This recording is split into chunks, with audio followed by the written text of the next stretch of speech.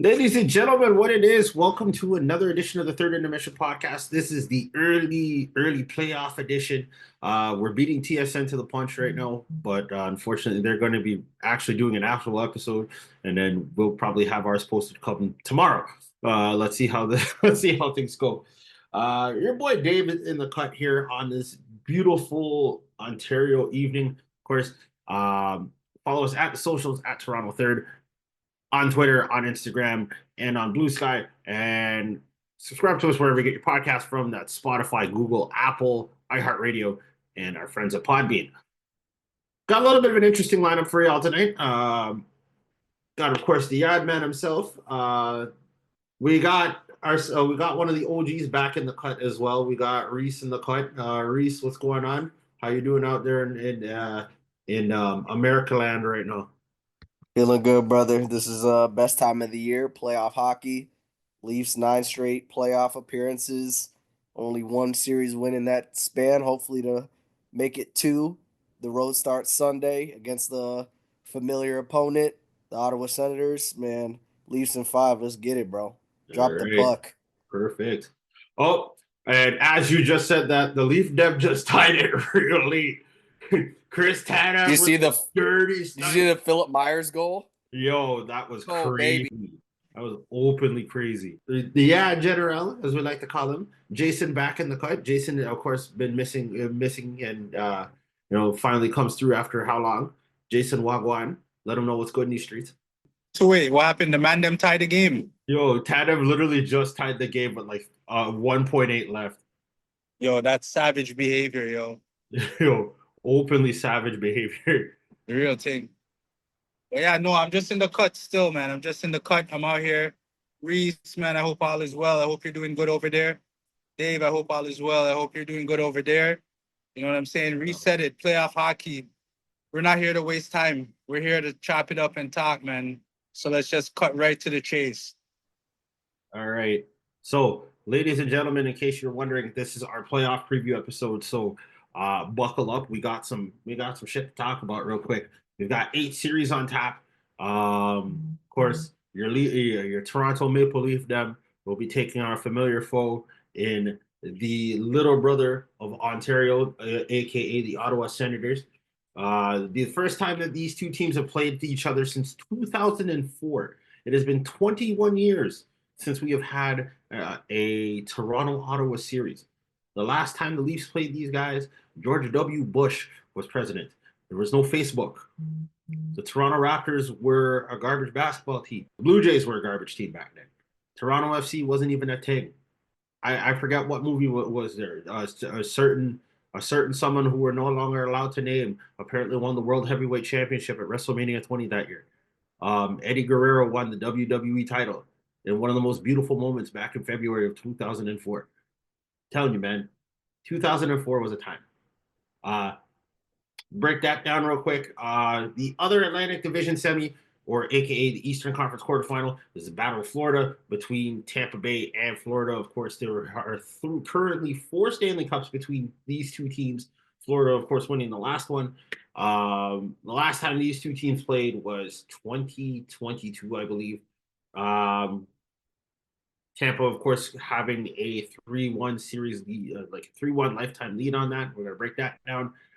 In the Metro, we have Washington and Montreal. This is only the second time these two teams have played each other.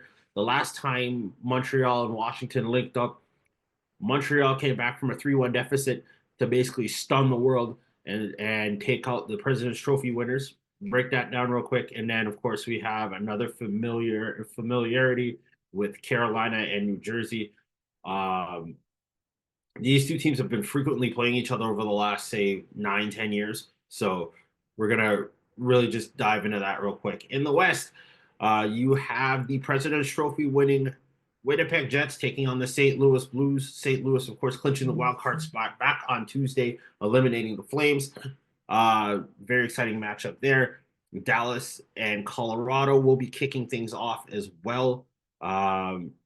Two perennial powerhouses in the Central. Finally, in the Pacific, you have Vegas taking on Minnesota. Minnesota, of course, also clinching a playoff spot back on Tuesday after winning their game against, I No, it wasn't Utah.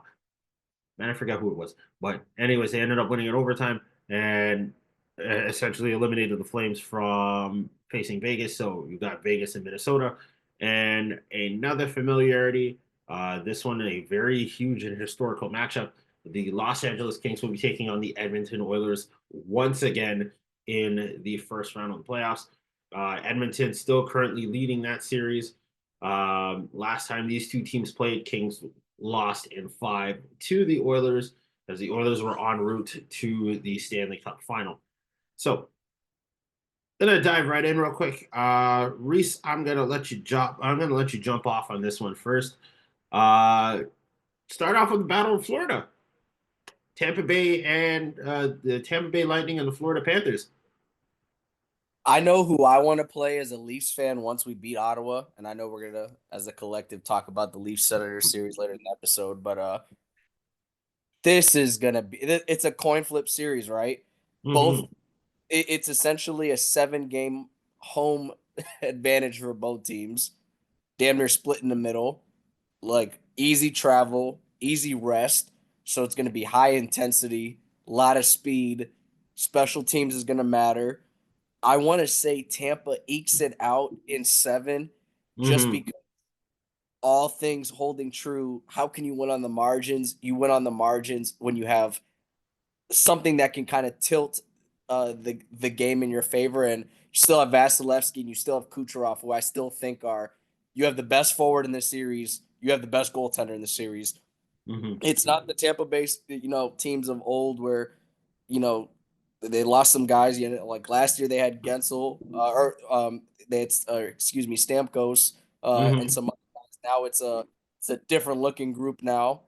Um, but I think I want to say Tampa kind of ekes that out. Florida's kind of dealt with the injury bug towards the end of the season. We'll see how healthy they are.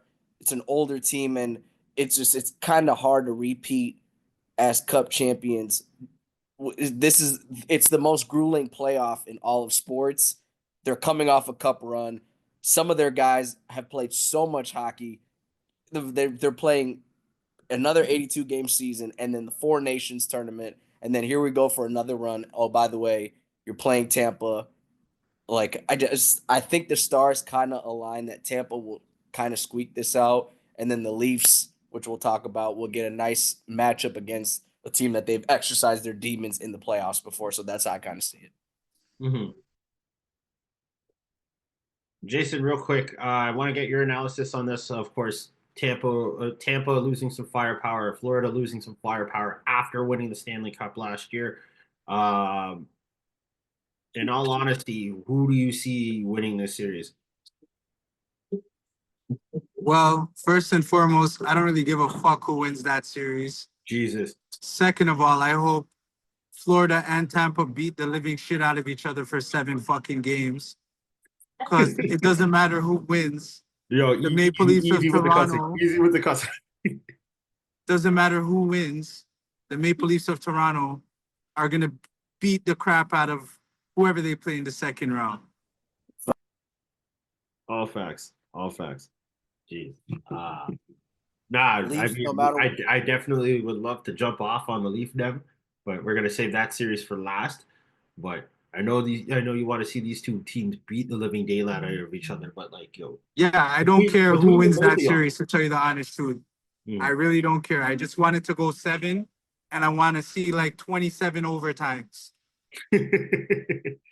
Yo, real quick though, between the both of y'all, like you've got Andre Vasilevsky, who is a perennial Hall of Fame candidate at least, and you got Sergei Bobrovsky. Both of these guys are Vezina Trophy winners, and both of them could steal a game at any given moment. Who do you give the edge to in that series?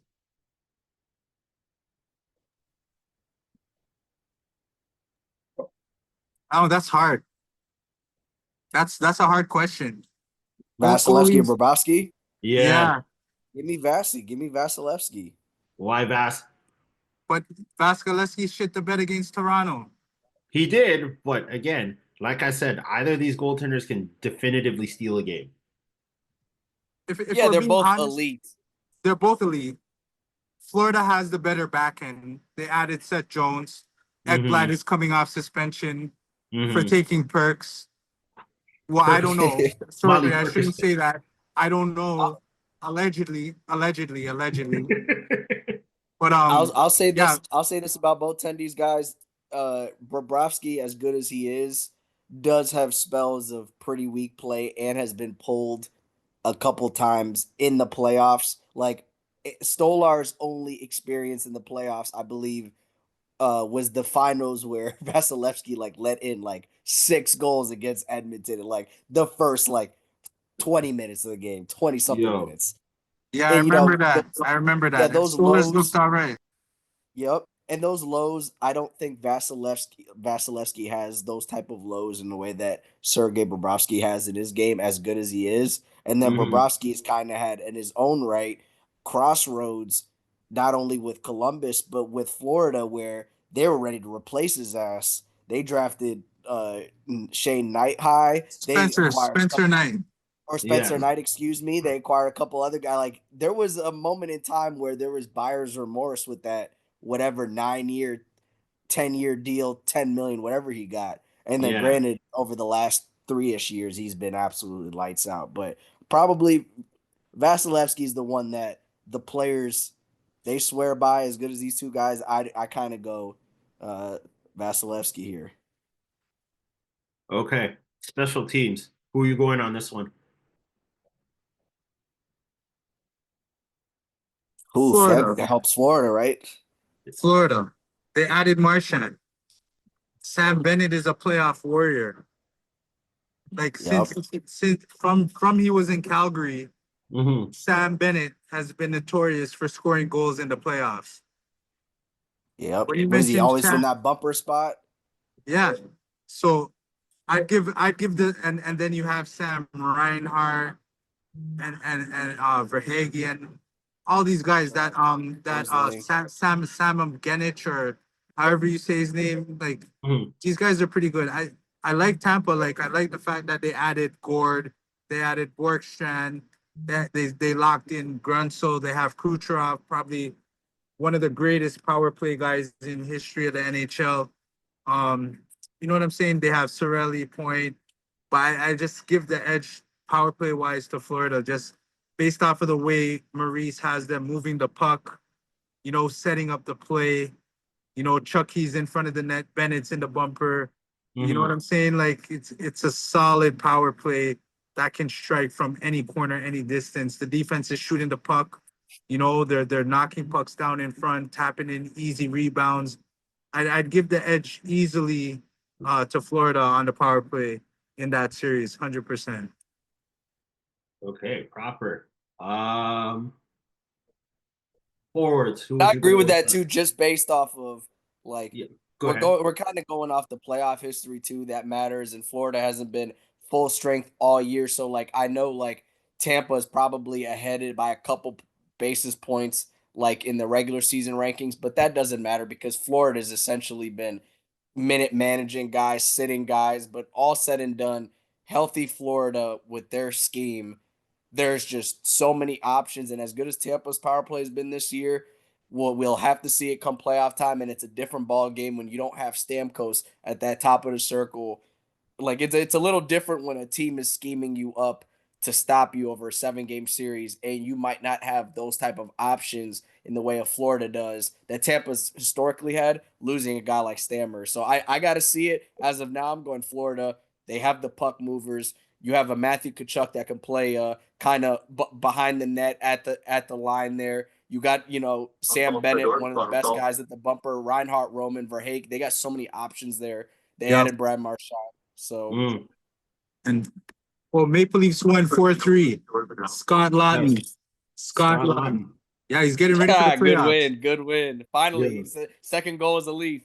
Yeah, yeah, that yeah, was yeah. that was a dirty goal he just finished off with too. So caught all of Yeah, that. no, All Reese. right. I So kind of agree with Reese here still, as far as the minute managing. Tampa may be ahead off of the basis points. You know what I mean? But mm, as far as having guys that can execute on the special teams, which is crucial in the playoffs, because you got to be able to convert those chances. That's important. Converting those chances in the playoffs. And yeah, definitely, Florida definitely has the advantage. You know what I mean? Definitely. Okay. Tampa's good, but not as good as Florida. Okay. Before we go into our series prediction, coaching John Cooper versus Paul Maurice. Who do you have here? Paul Maurice all day, every day. Maurice, any consensus to that or any Yes, opposition? it's a wash. 2 cup winners. Let's give the edge to Paul Maurice because he won most recently. He's got the better quotes, and he's a former Leafs coach. Like I didn't like that we let him go so long ago. That's my guy. So Yeah. I give it to Paul. He's a good one. All right. But shout out Coop. Coop is good, but you know why I like Maurice Reese? Because of the structure that he has his team playing. And his team respects the structure and they constantly play it throughout the course of the 60 minutes that make up the game. And you got to respect the coach that can get that out of his players, bro. Cooper is the same, but a lot of times you'll see Tampa fall out of structure when they get rattled. Florida, never. Florida is the best team in the NHL when it comes to the forecheck, and they're applying pressure to opposing teams. If you notice when Florida gets a lead, they just start falling back. They're playing a 2-3 trap, and that trap is so hard to beat when they have a lead. I definitely have to give it to Maurice, not because he won a cup or it was recent, just the fact that he has these guys playing a structure and a structure that the team plays, they respect it. And it's rare to see them fall out of that structure. Yeah. Okay. So now that all that's out of the way and the tail of the tape is done, what are we saying? Florida in 6, Florida in 7? I'm gonna go Tampa in 7. I'm gonna go Tampa in 7. Even with all the advantage that Florida has with the goaltending, power play, the penalty kill unit, scoring. I I think give the coin flip that they're the home team. They've been a little more consistent. I don't know what Florida's health situation is. That could change where everyone is magically healthy, ready to go. And then I like the goaltender edge. I like the Kucherov edge. If Tampa plays discipline, stays out the box, it's a coin flip series, and I just think the 2 coin flips, the home ice plus the goaltender, Tampa in 7 in what is a seesaw one. I don't think it's going to be 2-1 games. I think game 1 could be a 5-2. They start fighting, then one steals one 4-3 OT, then they come back, blow them out, and then the home team responds or the road team responds. It kind of goes like that where it's like a heavyweight fight, and then game 6, game 7 was where it kind of starts to get a little tight. Okay. Jason, you agree with this? Reese is on the money still, but I don't know. I prefer to play Tampa in the second round because Matthew Nyes owns Tampa Bay. That is So true. yeah, I'm gonna Same. say I'm gonna say Tampa still. All We right. need it. We need it. We need Tampa in the second round. All right. Okay, so we're gonna fly off a little bit here. We're gonna head to the Metro Division. First things first, Carolina and New Jersey. These two teams, as I've previously stated, these two teams have faced off over the last 9, 10 years. Just pulling this up really quickly here. Uh, And as you pull it up, I don't think, to be honest, this is a series we're going to spend too much time talking about just because you're only as good as your best players. And unfortunately, Jack Hughes is out the year. Carolina's kind of had New Jersey's number too. They're just kind of, even with the mishap and the miscalculation with the Rantanen deal, they were able to come up from under that. They got a couple picks. They added a good young player, top 6 for the kid from Dallas. I don't know how to pronounce his name. They're still kind of firing on all cylinders. New Jersey is just not going to be able to keep up the pace of scoring. As good as they've been able to manage that all year. If you have a Jack Hughes sized hole. Um, mhm. so I kind of just see that as a Carolina in 5, tidy business. They want to make a cup run. That's probably as good of a matchup as you can as a cup aspiring team. You get unfortunately a team missing their best player in their franchise center. So Can Peter Kochetkov really be the star of this series? because I think goaltending is going to be a really big thing that both teams are going to have to like literally like lean on this entire series.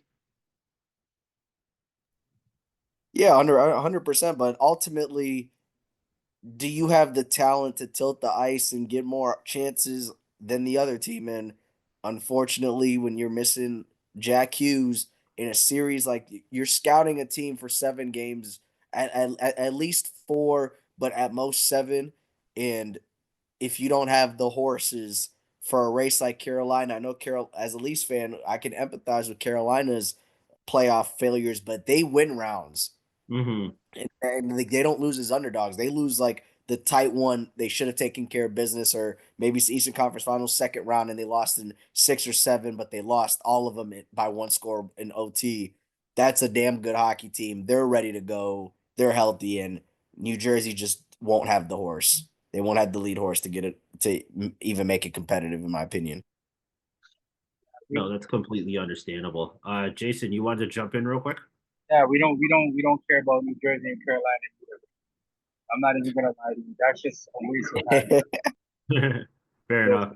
The last time these two teams played in the playoffs was, of course, 2023, where Carolina basically slapped the living daylight out of New Jersey in 5 games. Jordan Martinook was held off the score sheet for most of the series. Sebastian Aho is going to be a just just straight up powerhouse to deal with. Martin Necas, of course, also on the roster as well. Um, we're just saying Carolina on 5 at this point.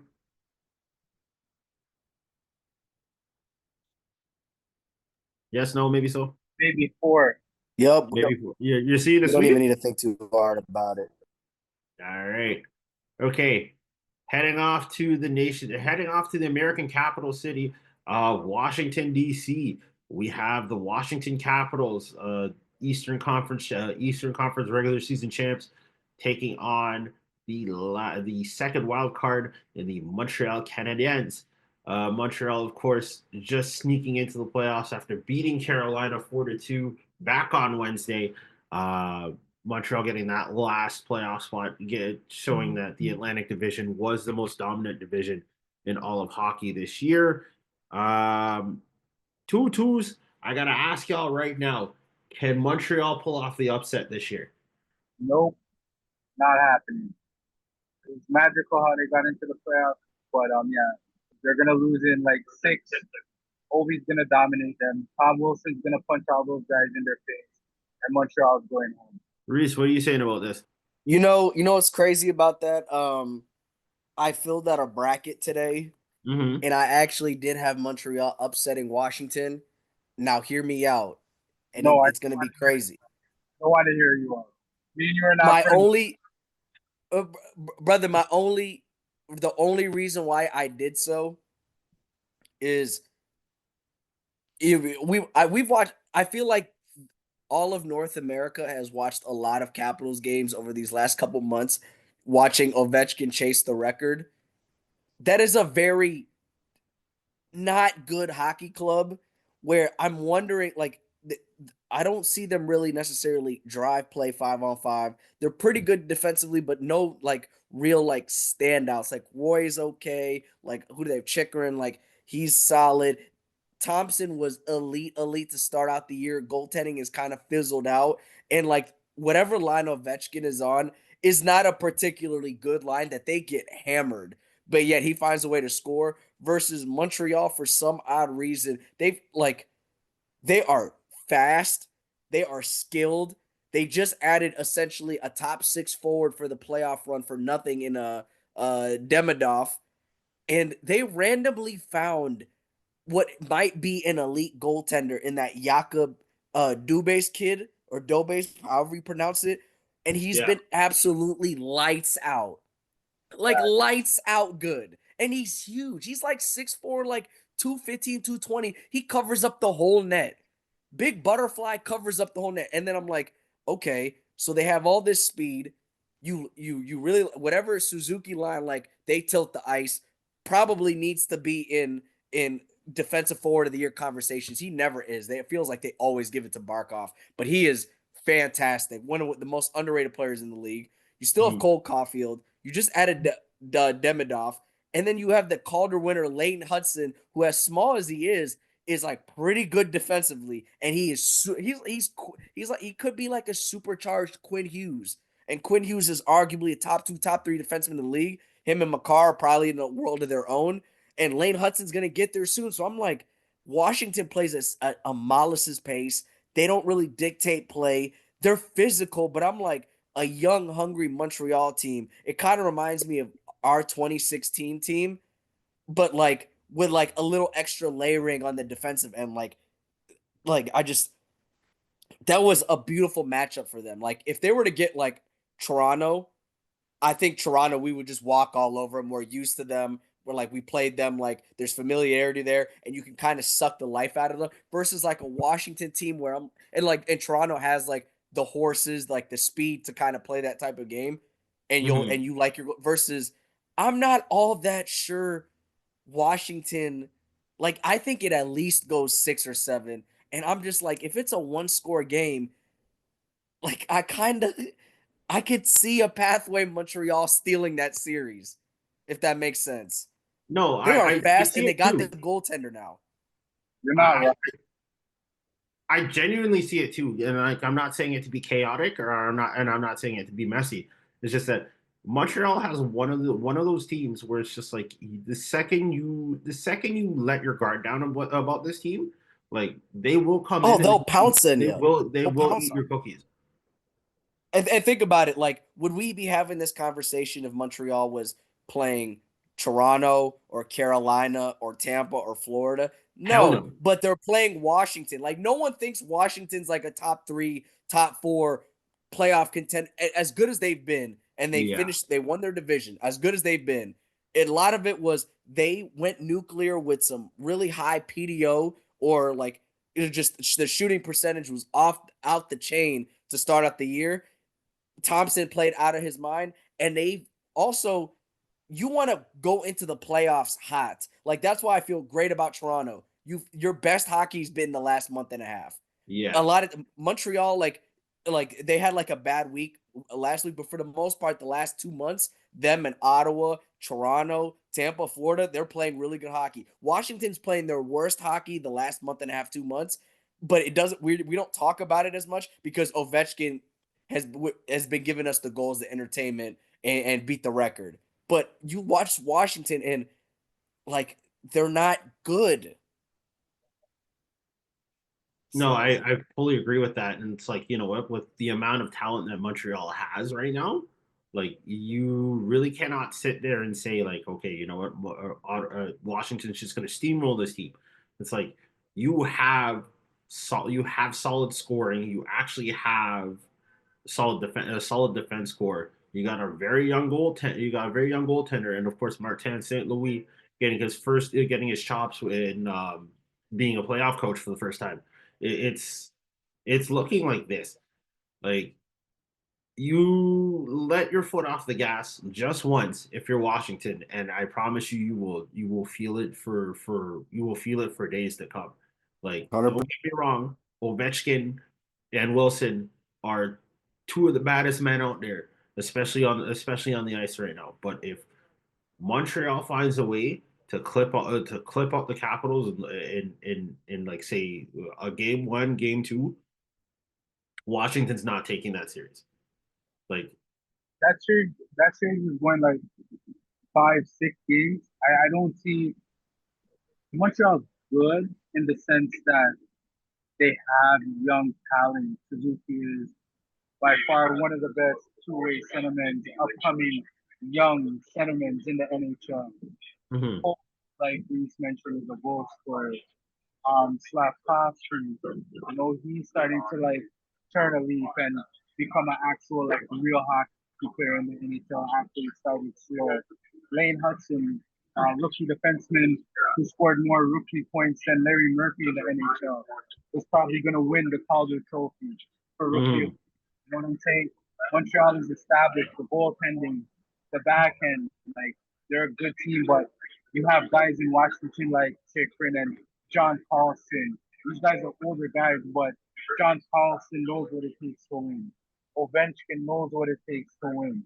Despite Montreal going to the finals and getting smashed by Tampa that year when it was the bubble season because of COVID and stuff. You know what I'm saying? Like they're good, but I don't know if Montreal can hang with Washington after Washington dominated the Eastern Conference this year in the NHL. Like, yeah, we put up good numbers, in terms of points, but Washington has been a great team. They added Magdapani from Calgary in the offseason. They have come around and turned into a real stud for those guys. You know what I'm saying? So it's like it's gonna be a grind of a series for Montreal. If that series goes past 5 games, Montreal has a chance. In order for Washington to win, it has to be less than 5 for Washington. It can happen, but I don't see that happening. Me personally. No, that's fair. All right. So right now we've got before we even touch the Leafs. I think the Leafs will be, the Leafs and Sens will be the last series we touch. But right now we're looking at say Tampa, Carolina, and potentially Montreal advancing to the Eastern Conference semis. Let's head out west first. Uh, we'll start off with the President's Trophy winning Winnipeg Jets. Those are two things I never thought I'd say in the same sentence. Taking on the wild card team in the St. Louis Blues. St. Louis, of course, just squeaking in by the skin of their teeth. I believe this is the first matchup that they've had since Winnipeg officially came back into the league as the Atlanta Thrashers. I could be wrong, but real talk. Does anybody see a massacre for coming? Does anybody see a massacre coming up within the next couple of days with this series? Because I feel like Connor Hellebuck this is his series to lose. This is Mark Scheifele's series to lose, and I feel like Winnipeg is just basically going to steamroll St. Louis. Yeah, that's how I see it. Winnipeg is like they got smoked last year in the first round. There was a lot of questions. What's up with that core? But they followed it up with a great season. Elite goaltender. Like they have the horses. They're deep on both sides of the ice, offense, defense. Like they have great special teams. I don't think too much of St. Louis. They went on a hot run. Hot run, hot goaltender. So yeah, they're dangerous. It's the NHL, but I think you go into Winnipeg, that's a hostile barn to go in. St. Louis, Mm-hmm. relatively young team. I think 4 or 5 should get it done. Can we just address one thing for a second? St. Louis has had the hottest record in the NHL since the Four Nations face-off, thanks largely in part to Jordan Binnington. Will the real Jordan Binnington either stand up or will he be a dud? Glad you Both. I brought mean, that. Go ahead, Reese. Go ahead. Go ahead, bro. I'll be quick with this. He'll be good, and it won't matter. Why do you say They'll that? pep, they'll pepper him with 35 plus shots a night. He'll probably stop 3. One of the games he'll probably let 4. Maybe it's a 2-0, but ultimately they'll suppress chances. St. Louis will have a very hard time cutting up the middle of the ice. It'll be very hard to get to Hellebuck, and when you do get to Hellebuck, he's as good as it gets. Versus, I think Winnipeg is going to get what they want. Like outside of Pareko, do you feel good about any of those D men they got there? And it's a young team. Like they're not a particularly tight team. Like a lot of their games that they've been winning have been low keys, a few shootouts. So as good as Bennington has been, like they'll give up chances. Winnipeg will get what they want. That's a battle tested team that's in their prime. Just they'll roll 4 lines crazy. They're physical. Manitoba's going to be a hard place to play. Whatever their arena's called. I anticipate 4 or 5. Maybe Bennington will steal you one, but that's kind of like the inverse of the Montreal Washington series for a team that won the President's Trophy. That's about as good of a first round matchup as you want, rather than Like for example, in the Atlantic, when you win it, it's like, oh fuck, I got Boston, I got Florida, I got the Leafs, I got they'll take the Blues any day. I Jason, don't know, bro. I like Bennett. Hold on. Yeah, sorry about that. I like Binner, and the reason why I like Binner is because he put Canada on his back, bro. He backstopped us to a win in the Four Nations, and mhm. ever since that win, if you guys notice, Bennington and the St. Louis Blues started to win more hockey games, and he was playing pretty well in the net. Like I'm not even gonna take any type of credit away from Bennington. He was the guy that helped St. Louis win that Stanley Cup when they were in dead last place that year, 2019, I think. Dead Yeah, last because of Bennington after he got the call up, they were able to go that far. Yeah, he had O'Reilly and Petrangelo and David Perron and others that contributed to that cup win. But I mean, like Bennington was the real deal, and I feel that as if he gained more confidence, and because he gained confidence, you're seeing like guys like Kyrou and Robert Thomas and other folks on that squad, you know, build more confidence with him, and that's what led to that streak that they went on, where they won X amount of games in a row, and that's a dangerous thing to have that type of momentum going into the playoffs because all it takes is for one team to get hot at a certain time, and if they get hot enough, that heat can carry them all the way through, and that's what yep. happened to St. Louis in 2019. I'm not saying St. Louis is going to beat Winnipeg. Winnipeg is a stronger team. Hellebuck is playing some crazy, phenomenal, amazing hockey this year in the crease for Winnipeg, and guys that Winnipeg counted on, like Kyle Connor, Shifley, these guys, they added Apollo. Like these guys have been playing some good hockey for them. So I like on paper, Winnipeg is the better team by far, but Reese said it. The President's Trophy is cursed. And we've seen this happen to Boston. We've seen it happen to numerous teams, Yep. teams who have won the President's Trophy and have lost in the first round. And I think St. Louis is in a good spot. I like St. Louis to beat Winnipeg in the first round. Upset. I'm calling that up. How many games? Many games? Yeah. I think it's 7. The momentum is going to swing. Winnipeg is going to win probably the first the first two at home. St. Louis is gonna bounce back. Maybe tie it in St. Louis, win one in Winnipeg. Winnipeg Mhm. is gonna win one in St. Louis, and then Game 7 in Winnipeg. St. Louis is just gonna find a way to win, bro. I think it's going 7, bro. That's the thing with upsets, especially one that has the remnants of a cup champion from a few years ago. The Mhm. longer that series lasts, the more you hear those footsteps, especially if you're a President's Trophy winner with cup aspirations. And we know it too well as Leafs fans, like when we were up 3-1 against Montreal, team you should have handled, or all those times you're up 3-2 versus Boston, and you hear the footsteps. If you get down early or that series gets a little longer and the team that wasn't supposed to have a chance, they start to have belief. They start to feel confident. Oh, 3-1 series lead. Now it's 3-2. They got to come back to our barn. Oh, we're up 1-0 early. They're feeling us. And then you go into game 7 and it's like one shot wins. So, and especially if you have a cup champion goaltender like Bennington, who feels like the bigger the moment, the better the kid is. We'll see. I think Manitoba or Winnipeg should take care of business, whoop their ass early, get on their ass early. But if Bennington has one of those game one, I just had a 33 save night, we stole it 2-1, that Winnipeg locker room can't feel good. And it's not like Mhm. St. Louis isn't Yeah, devoid of talent. Like Robert Thomas, Cairo, like they got Buchnevich, like they got guys, right? No, So I agree. I agree. I fully agree. And you know what? Like again, like I said, this is Mark Scheifele's series to lose because homeboy is really out here. He's been on the roster for like a number of years, and you know what? Like with him now basically leading this team,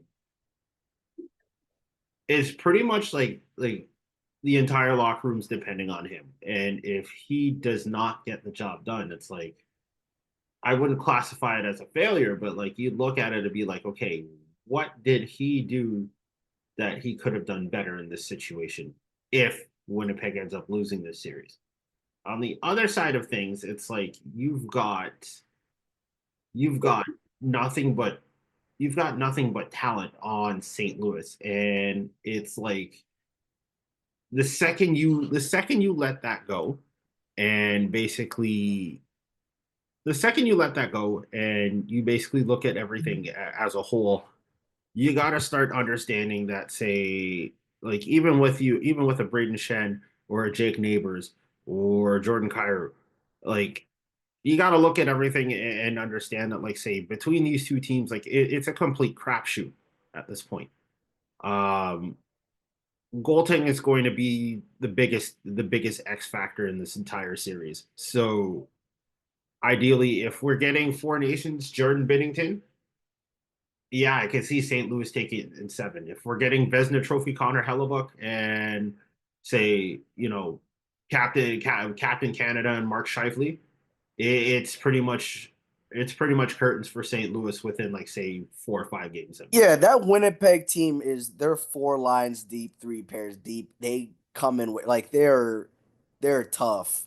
So and like that's a young St. Louis team, but if Bennington steals game 1, let's revisit this. That's how it's going to kind of work because Yeah. that Winnipeg team, they have a sour taste in their mouth from last year's first round exit. And that management, I don't know if it's still Cheval Dayoff or if he got replaced.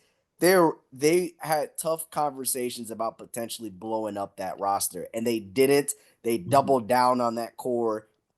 The young guys got even better. Uh, and it's just like, here we go, let's overwhelm this Blues team. It's not a very they're not a very good team, but there are guys that are dangerous on that Blues team. Even like the 2 kids they got out of Ottawa, Mhm. what's it called? Dylan Holloway and is it Broberg? They've been good. Like they're just getting those unsung production. Like their back end is a pretty productive back end, even though it's not particularly good. They're not a great defensive core, but for some reason, all of them have good stats.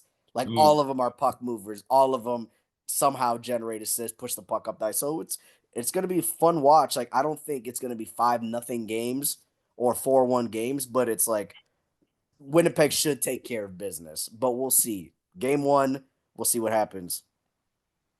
Before we continue, or sorry, before we move on to another series, we got the Queen of Black Hockey herself, Miss Marsha Joseph, in the cut. Marsha, of course, I want to get your opinion on this series real quick. We're currently dealing with the Western Conference between Winnipeg Jets and St. Louis Blues. What's your opinion on this series and who's taking Jesus Christ. Hello, everyone. St. it? Louis and Winnipeg, two of the teams that I cannot stand. Yay. Um, but strictly because of the hatred that I have in my heart for Jordan Binnington, I hope Winnipeg just obliterates them. I really, really and truly, I feel like that is the goodness that they deserve as a good old Canadian team that was, giving it a good run from the get-go. It was a nice strong start. Then they kind of like flew under the radar, but like we're still doing really cool, great things. So let's see how that translates to the postseason. Hellebuck will be like a brick, a multitude of bricks laid in wall format, I hope. But I feel like it would be good for them to move on to the next round. Yes. Yes, very much so. All right. We're gonna take I a be flight forgetting over about to Bennington's off ice shit. He's a dick. yeah, Right? for real, for Right? real. He's a terrible human. He's For nice, real, but he for real, for real. sucks. All right, let's take a flight to Texas, and we are going to take a look at Dallas and Colorado. It's amazing how these two teams have barely played each other over the last, say, 20 years, or not even 20 years, 25 years. But again, we're back here. We're back here. The Stars and the Avalanche facing off. Last time these two teams played was 2022. Of course, Marsha, you can fact check me on this. I'm gonna be completely honest. I'm a little out of my depth on this one, but really and truly, are we going to see the same Gabriel Landeskog we saw back in 2022 as Colorado ended up winning the Cup over Tampa Bay that year? Or are we going to see something just completely? Are we just going to see a complete flat line from Colorado from top to bottom, or from like pillar to post in this series? Reese, I'll start with you. No, I don't.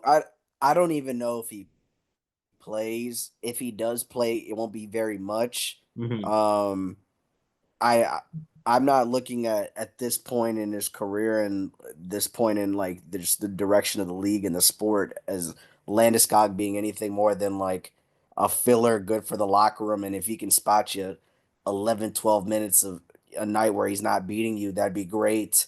Feel free to interject. I didn't even know necessarily if he was like the plan was that he'd be in a playoff lineup or if he was ready for that.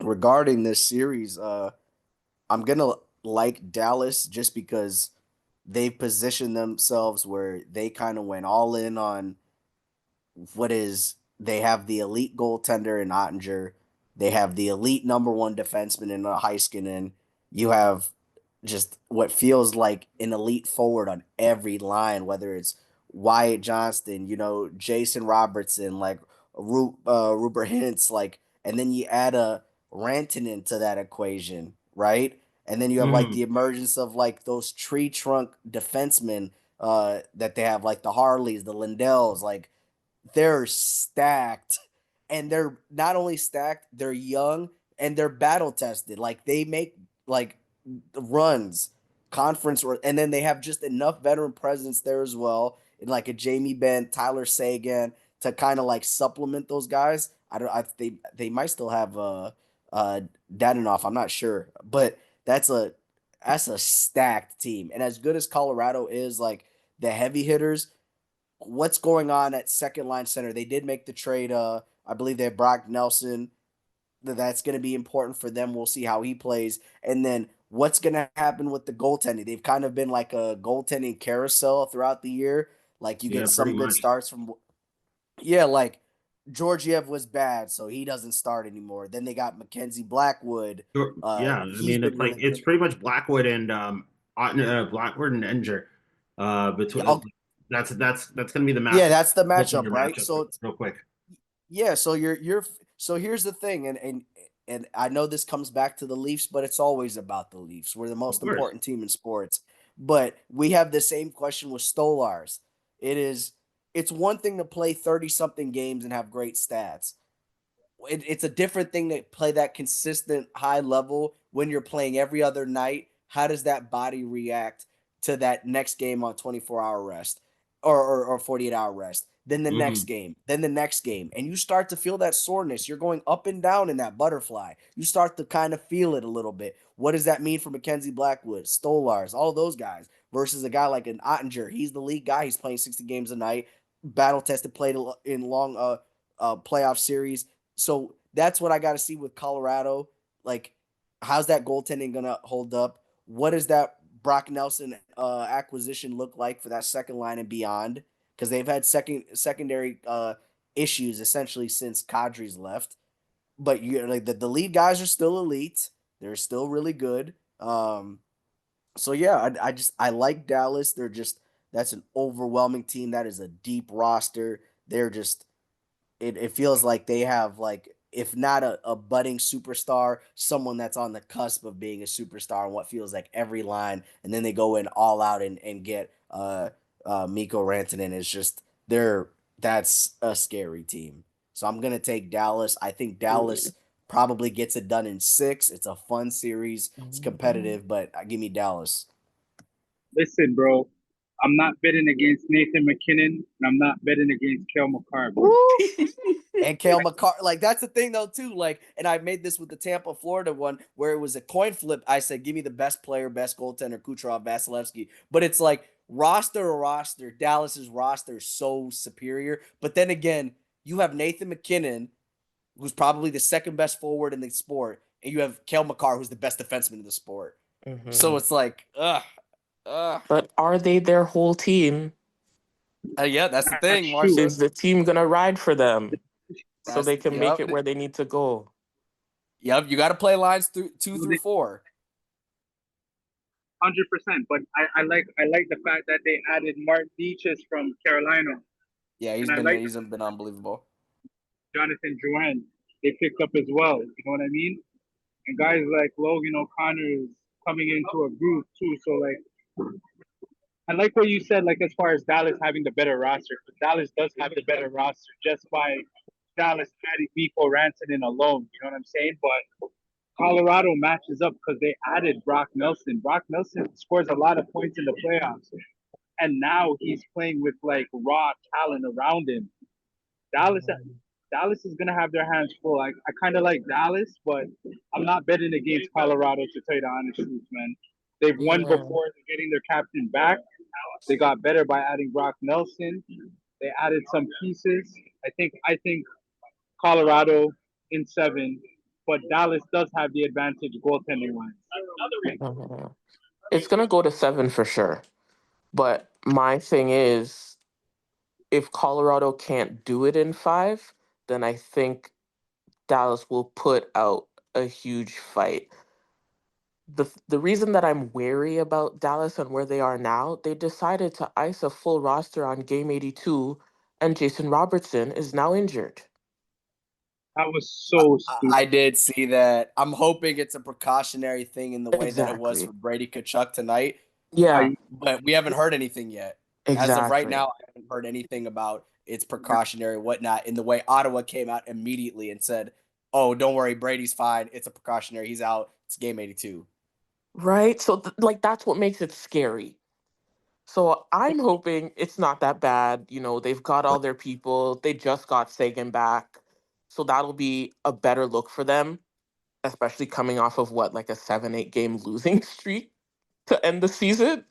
But they have always been a very, very interesting matchup in terms of being two strong teams who like fight to their wits' end and like get down and dirty when they need to get the job done. So this will be a really, really, really good matchup for sure. Oh, yep. And then, Marsha, to follow up on your point, I just looked it up. He left the arena in a knee brace, and he is actually injured. oh yeah, at least in 5, bro. And So here's the thing with it, when you wear a knee brace, yeah, that could be a precautionary thing. So it's not going to be a long term thing. Yeah. But seen walking out in a knee brace with no announcement, but it's not anything. It makes me think if it's not, it's a twist or like a sprain and those Yeah. type of things. When you know you're playing a team like Colorado and it's probably going to be a long series, you're not tossing them in game 1, and you might not even toss them in game No. 2. No, so absolutely not. advantage Colorado. If Because the Robertson, Leafs, we dealt with lesser injuries and we sat out Nylander and we sat out Austin Matthews for what were lesser injuries than hurting the knee bad enough that you get pulled out the game and leave the stadium with a knee Mhm. brace. This is oh, true. that's good. That, Yeah, that that's changed. great news. In 5, Leafs in 5. The thing, No, but I mean, like, you're all over, it's all over the place. And you just have to ask the questions of why did we do these things? Was it a matter of you wanted to run lines with Sagan back and try to figure out what the groove is before you hop into playoffs? But if that's the case, then like, what's your problem? Because you have practices. So It's the I just, salary cap world. It's that's just yeah, it's hard to like you can only sit so many guys, and like we didn't sit any of our guys today. We just played them less, but they still have mhm, to go out and take a shift, and unfortunately, that's the kind of the reality. It's not like you see in the NBA game 81 and game 82, the starters come in for tip off and then they sit out, and then you can put out a whole bench to play the rest mhm, of the game, which hockey doesn't really afford you that, especially the salary cap world where you have to move guys up and down from the minors. You have to start playing the cap game all for one specific game. This is so unfortunate, and maybe this is something that owners and players might want to talk about when the season's over. Of hey, mhm, we're a playoff team. We need some kind of flexibility to bring guys up from the minors the last week of the season, so we're not. And this is bad for the league too. Jason Robertson is an American star Yep. in an American market. Like, and if he's missing game 1, game 2 on ESPN primetime, that's bad for the league. So that's something that they're gonna have to kind of. But then you have like the teams that manipulate LTIR, and then come playoff game 1. Vegas. Yeah, like the Vegases, the Tampas, where they have a $200 million roster all Yeah. playing because that guy's out. So it's kind of like a seesaw where you gotta kind of have to figure that out, keep guys safe, but at the same time, they're not gaming the system. Right. Kucherov got injured too, you know. I don't know, he fell in and he went to the locker room, he hurt his ear or some shit like that. Oh. Let's do a Oh real. man, this Let's weekend gets check. interesting. It really does. You know what? We're good though. You know what? Exactly. For the We're like first never time healthy. in a long time. We always have something going on. Not this year. Oh gosh. Which Let's is get out. absolutely wild to me. And like, I'm loving every second of it. But also, it's like this weird, eerie feeling of like, what kind of Matrix Twilight Zone type vibe are we in? Because everything like actually seems okay. No, 100%. And you like as a Leafs fan, you should feel good. I think things are different. The approach is different. The coach is different. This is a championship winning coach. I know, Dave is gonna have us pivot to that series. Marsha and the whole panel, like we're gonna be talking about this. But I know Jason's gonna have some thoughts. But just I feel good. You got Ottawa. This isn't a Boston that's been there, done that. It's not a Tampa that's been there, done that. This is a young team. We're better.